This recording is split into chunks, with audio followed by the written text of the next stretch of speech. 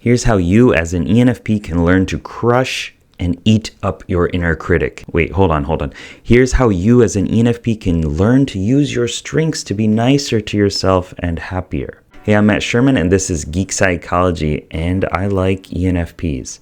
At their best, ENFPs are fun-loving, charismatic, caring individuals. They can bring a source of inspiration to themselves and others, and they always look for the good in other people and situations. They can also find a creative way out of a jam or into one, and always bring a sense of adventure and spontaneity to everything they do. It's in the nature of ENFPs to look for this good quality in other people.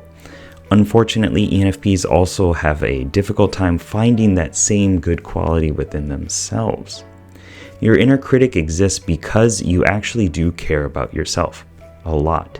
The problem is that when it comes to your own behavior, your inner critic doesn't really know how to parse out the healthy concerns and emotions from the unhealthy ones. So no matter how many times you try to tell yourself that you don't need to be perfect, or it won't be perfect immediately, it just won't listen.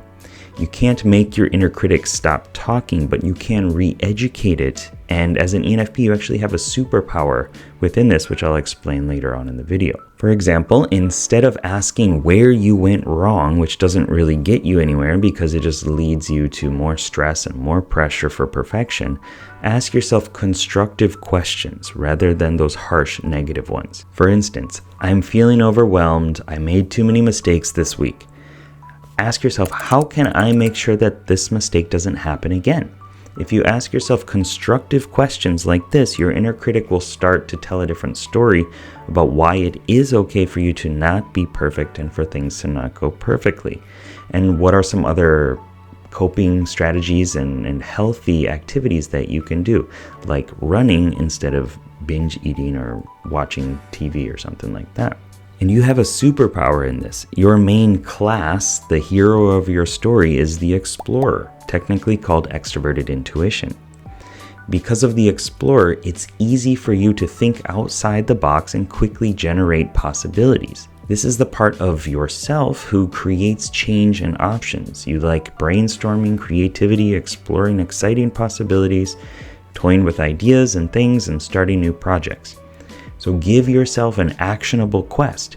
How can I get this critical voice on my side? Or what are all the ways that I can use this mistake to become more successful in the future? Leverage that exploratory nature to generate optimism and list out many potential fixes.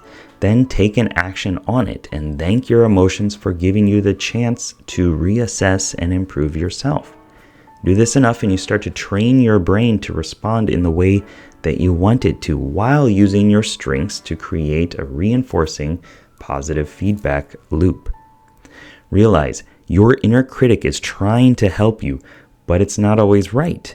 Learn to listen to it and then learn when to override it. If you want to learn more about who you are and how your personality type can help or hinder your success, check out this video, the ENFP Growth Path and 4 Characters, where I talk about the other 3 characters that make up your psyche and how these 4 mini personalities that you have can create a wonderful life for you, or they can cause stress depending on how you use them.